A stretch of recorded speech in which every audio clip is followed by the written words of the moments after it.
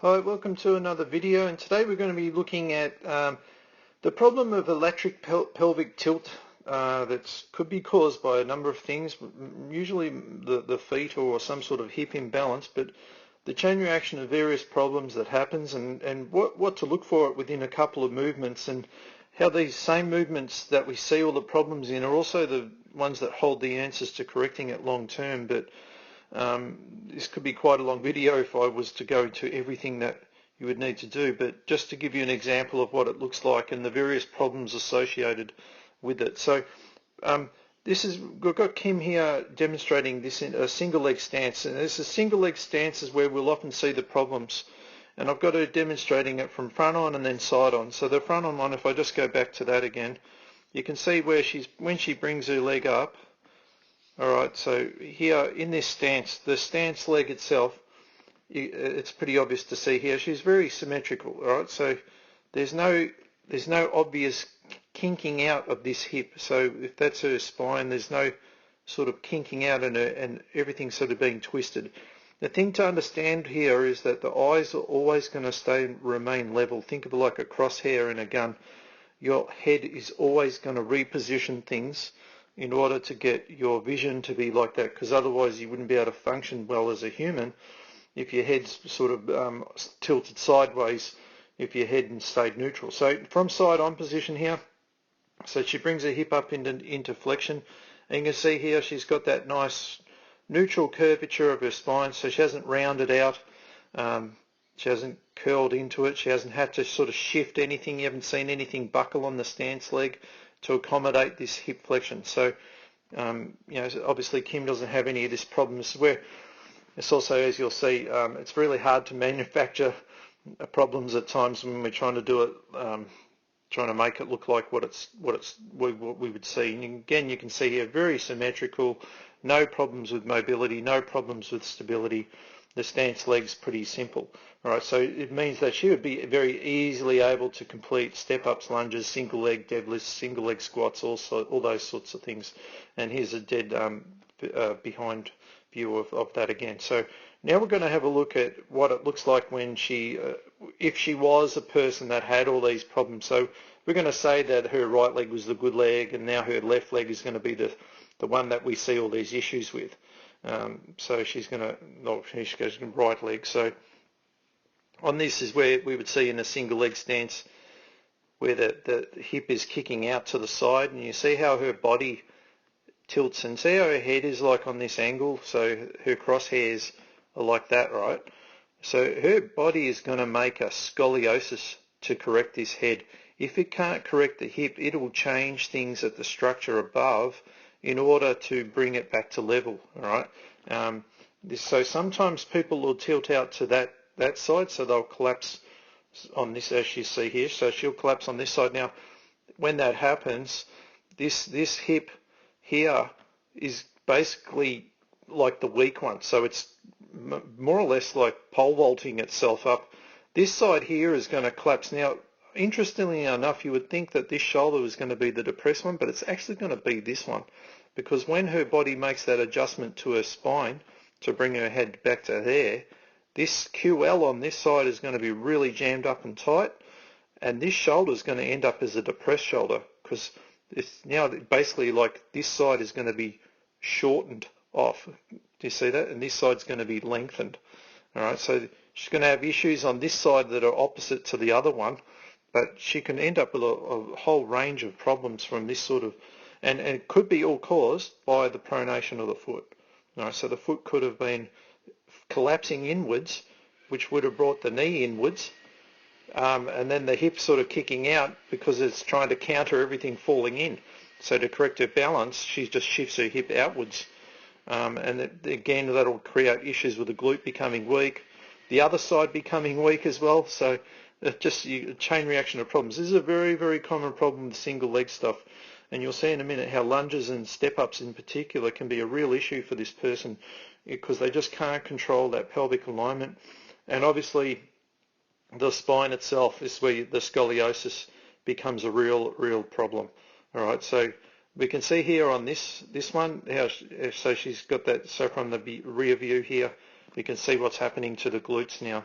and you can see that real horrible stretch where before she was like in that real symmetrical alignment. Now we're starting to see this kinking out here. All right, so this lateral tilting, and everything just getting compressed around that spine. Very difficult to gain strength from this position. So again, Kim doesn't have a problem, so she's trying to manufacture what we would see normally. When you'll see her move in a second with the lunges and that, it makes a little bit more sense how that person tries to use that lateral shifting to create their strength and stability to move, because they just simply do not have anything in their engine room of the glutes there to be able to control it, because the glutes are controlling the single leg stance along with the foot there. All right. Now the other version, this is where we don't see this as often, but this is like a reverse Trendelenburg. This is where huge stiffness here, and the tilting goes the opposite way. All right. So again, she would have to curl that, create a big curvature in the spine to bring her head up to neutral, and you'll see the opposite problems happening now. So now this shoulder will be the depressed shoulder as the other one goes higher, and you'll get all these opposite problems, but all coming from the foot. And you can see there how her foot is quite buckled down the bottom there. See how that angle of that, and then this horrible knee problem. Yeah, just multiple things going on. All right, so single leg stance, it actually needs to be trained and corrected, but you can't go straight towards it. You're going to have to address some of the things at the feet that might be contributing to it, and you'll only know that from testing and assessing. You'll have to address the obvious hip mobility that has been lost, then in isolated fashion. Then you might have to also address some of the weakness in isolated fashion before you try to integrate it back into the movement of, say, lunges, which we'll see now. So this is Kim doing a nice lunge. So you can see how she's keeping it very symmetrical, well balanced, good control. All right, so no shifting of that pelvis. You can really see that quite clearly. All right, so then when she does poor ones, that's when you'll start to see the hips sort of shifting out and really making a mess of everything as she can't control. All right, so there's how that pelvis tilting down. All right, and that's where that hip, this glute here on this side, not able to control things. All right, and now you're going to get this scoliosis type thing again, and she's going to correct this head position. The shoulder's going to be uneven. The QL's going to be jammed on one side. It's going to be lengthened on the other side, so spasms from overstretching. The hip overstretched on the other side. There's just a whole bunch of things going wrong with this, and they won't enjoy the exercise. It'll just give them a lot of pain. All right, so you can see that's how they'll have to manipulate their movement to create motion forward, because they can't control the stance. All right, so from a step-up point of view, which step-ups in a gym, we call a step-up in a gym, but in functional daily living, it's just called walking upstairs. So it's not really an exercise either as a lunge, because if you can't lunge, you can't get off the floor. You know, it's real difficult getting off the ground. So again, we'll see Kim do some step-ups. So with good control, no lateral shifting required. So staying nice and symmetrical, just like she has on all the other ones when she did it well. All right. So that pelvis staying quite level all the time. And then when she's doing the poor one, again, there's no way that she can get up without having to shift. See that? All right.